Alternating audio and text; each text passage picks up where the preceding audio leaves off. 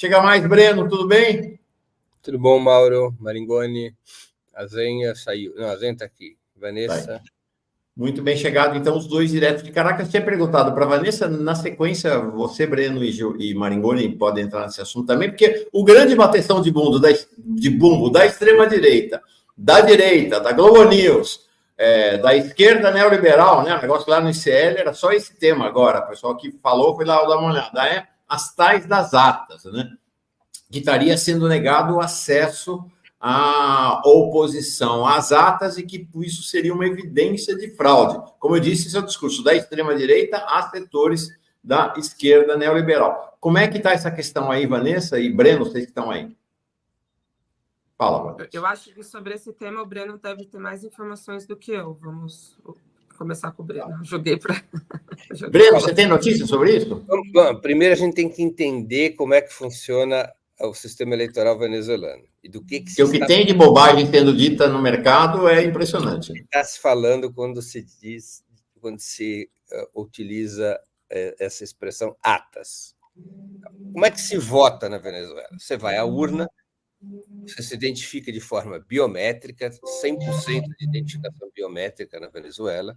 Você vota digitalmente, você aperta ali. Aqui é um sistema partidos. Você não vota no candidato a presidente, você vota no partido e cada partido apoia um candidato a presidente. Então, quando a apuração termina, você sabe quantos votos teve cada candidato a presidente e quantos votos foram de cada partido. Porque aí, por isso que aparece a cara do Maduro, por exemplo, 13 vezes, porque 13 partidos apoiam o Maduro. A cara do Morales aparece 3 ou 4 vezes, porque são 3 ou 4 partidos que o apoiam.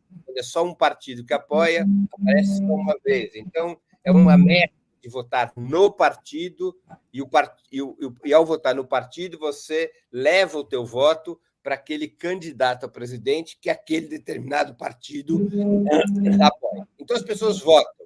Como no Brasil, a máquina absorve o voto. Está ali registrado na chamada memória residual da máquina. Está ali o resultado do teu voto. Mas você também imprime o teu voto. O teu voto sai impresso e esse voto é depositado numa urna. É um sistema de checagem do voto caso haja alguma dúvida sobre o processo eleitoral. A memória residual da máquina, ela vira uma ata, a ata da votação.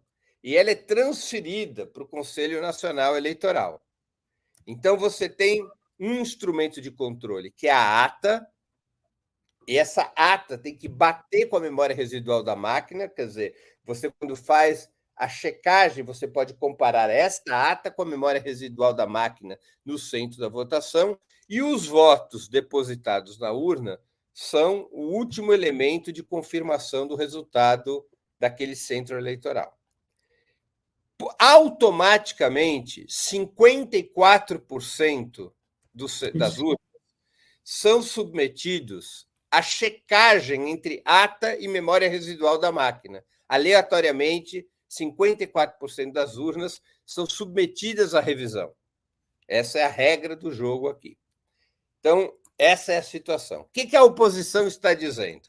Ela usa um linguajar que sabe que produzirá confusão no exterior, mas o que ela está querendo dizer é o seguinte: nós não tivemos acesso a esses 54% de revisão, nós queremos 100% de revisão e nós temos acesso só a 30% desses 54% das atas. Nós não tivemos acesso ao resto das atas. Isto é uma mentira, mas uma mentira escarrada, porque quando foi anunciado, para começo de conversa, quando foi anunciado o resultado das eleições ontem, no início da madrugada de hoje, todos os integrantes do Conselho Nacional Eleitoral, incluindo pelo menos um dos representantes da oposição, são 5 os integrantes do Conselho Nacional Eleitoral, pelo menos um dos integrantes do Conselho Nacional Eleitoral, que é da oposição, 3 que são ligados ao governo, eleitos pelo Parlamento, 2 são da oposição. Pelo menos um desses 2 estava presente na luta. Não contestou em nada o procedimento do Conselho Nacional Eleitoral. Não é? Então, o que a oposição está fazendo é o mesmo que fez em 2013, exatamente a mesma coisa na disputa entre Maduro e Capriles, que foi uma disputa apertada.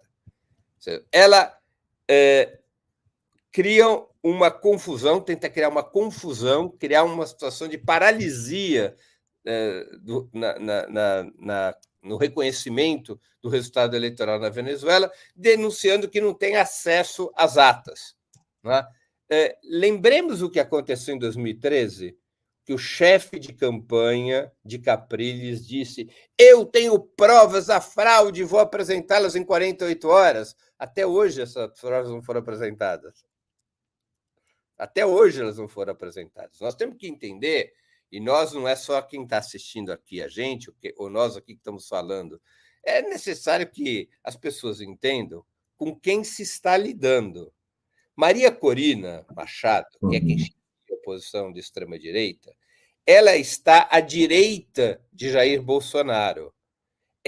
Levar a sério Maria Corina é como levar a sério a Damares. É uma Damares requintada nos seus modos de se comunicar com o público, mas ela é uma expressão de uma extrema-direita vagabunda que mente, uma mente que não sente há muitos anos. Não é a primeira vez. Eles fazem de conta que é a primeira vez que eles utilizam esse argumento da fraude. Eles fazem isso. Fizeram isso em praticamente todas as eleições da Venezuela, talvez com exceção da de 2006. Em todas as eleições foi feito o mesmo procedimento. Não há novidade alguma nisso. E o Conselho Nacional Eleitoral vai responder exatamente como respondeu em 2013. Qual é a resposta? Todas as atas serão auditadas. Vamos chegar a 100% de auditagem, o que não vai mudar coisa alguma, como não mudou em 2013. Não vai mudar coisa alguma. O sistema eleitoral venezuelano, e o presidente Maduro tem razão quando fala isso, quando falou isso na semana passada, e também acabou provocando uma polêmica com o Brasil, o sistema eleitoral venezuelano, com uma única questão, que é a maneira como eles divulgam o resultado das eleições, ele é dos mais blindados e transparentes do mundo. Ele é muito superior ao sistema brasileiro, ao sistema colombiano, ao sistema norte-americano, mas muito superior, porque ele permite a revisão, o controle sobre muitos aspectos técnicos e analógicos, coisa que o sistema brasileiro é mais frágil, é mais atrasado. Né? O sistema venezuelano conjuga o voto digital com a possibilidade de uma revisão analógica, manual. Né? O Breno, o Rosinha vem dizendo isso aqui há uma semana e o pessoal xinga ele de bolsonarista. Mas, gente, nós não podemos confundir as coisas. O problema do Bolsonaro não é que o Bolsonaro reivindica um sistema de eleitoral mais completo e moderno. Isso o Brizola também fazia o tempo todo. E muita gente do PT também sempre fez isso. Exigiu um sistema... Eu caí? Ah, não. Está aqui. Um sistema mais completo e robusto. Isso o Brizola fazia e lideranças petistas também fazem, ou faziam no passado. O problema do Bolsonaro é não reconhecer o resultado eleitoral. Não é que ele faz críticas ao sistema eleitoral, ele não reconhece o resultado eleitoral. Exatamente como a extrema-direita faz agora na Venezuela, que ela não reconhece um sistema eleitoral que é robusto como aquele que o bolsonarismo gostaria de ter no Brasil. Não tem a ver com o sistema eleitoral, tem a ver com o segundo, ela não aceita o resultado da campanha. É esse o grande tema. Qual é o porém que eu coloco em relação ao processo eleitoral venezuelano? Eles fizeram uma escolha lá atrás, há muitos anos, de divulgar o resultado das eleições de uma só vez, quando tudo já é irreversível. Qual é o argumento? E é curioso, porque tanto o governo quanto a oposição, lá atrás, firmaram um acordo a esse respeito. Esse acordo foi estabelecido nas eleições de 2006, de que não haveria divulgação paulatina do resultado, como ocorre no Brasil. Né? No Brasil, os resultados vão chegando e vão sendo divulgados. Por que eles fizeram esse acordo? Porque e a apuração chega primeiro nos estados mais modernos, evidentemente, a internet é rápida, depois chega dos estados mais atrasados, onde a internet é pior, onde as coisas funcionam mais devagar. Então, eles queriam evitar aquela situação no qual um candidato sai na frente, porque primeiro foram apurados, por exemplo, os votos da Zona Leste de Caracas, que concentram eleitores da direita, e depois esse eleitor da direita despenca e sobe o eleitor da esquerda, porque vieram os votos dos estados mais pobres. E aí fica gera uma impressão que houve algum tipo de manipulação na apuração. A gente aqui que é mais velho lembra o caso, como é que chamava ali Maringoni, no Rio de Janeiro, com o Brizola? Proconsult, né? Isso. Proconsult no Rio em 82. Para evitar que a Globo estava por trás daquilo. Isso. Então, para evitar situações como o Proconsult, em que você se utiliza de uma alteração do fluxo da apuração para denunciar que houve fraude, para denunciar que a eleição está sendo roubada, a oposição e o governo fizeram um acordo de que, na Venezuela, o resultado só é divulgado quando ele é irreversível e todos os recursos já foram julgados no interior do CNE. O CNE decide por maioria, em último caso, mas o método é esse. É um método que, enfim, tem suas razões de ser, mas ele é complicado do ponto de vista da ansiedade, né? Vai gerando a impressão de que alguém está escondendo o resultado. O CNE já tinha os números das eleições lá pelas 10h30, 11 da noite. Mas aí começaram as contestações internas dos partidos. Como é que funciona a apuração? Tá lá, é uma sala blindada, ninguém pode entrar com celular, ninguém pode entrar, ninguém só tem acesso um representante de cada partido e tem acesso os reitores, como eles chamam, do Conselho Nacional Eleitoral e suas equipes de apoio. Depois que o resultado vai chegando, que os mapas vão sendo montados, os partidos podem questionar os resultados. E esses recursos são julgados ali, são decididos ali, como é que vai ser tratado esses recursos. Então, a parte técnica é rápida, mas a parte política é demorada, até que se chegue a um consenso. Eles buscam chegar a um consenso, e se não houver consenso, tem que haver maioria, o CNE tem que decidir o encaminhamento a dar. Ontem teve um problema adicional, que ainda não está muito claro o que aconteceu, mas quando foi por volta das 9, 9h30 da noite, teve um apagão do sistema de transmissão digital. O governo venezuelano e o Conselho Nacional Eleitoral e o governo venezuelano acusaram de hackerismo, pedir que seria para os Estados Unidos, embora direto ao governo norte-americano. Aparentemente, de hackerismo que saiu dos Estados Unidos, que interrompeu a transmissão, derrubou o sistema de transmissão em alguns estados. Isso depois já havia normalidade na transferência das atas, mas isso levou a uma certa demora. Normalmente, quem conhece a eleição aqui, sabe que o CNE quando passa dos 95% das urnas apuradas. Ontem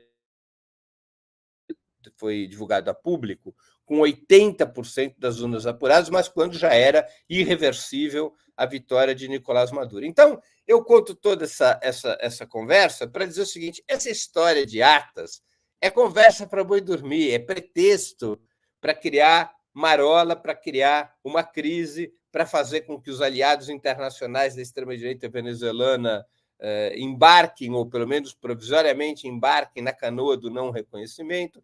Essa é a operação que está em curso. Não existe nada efetivo nessa história das atas.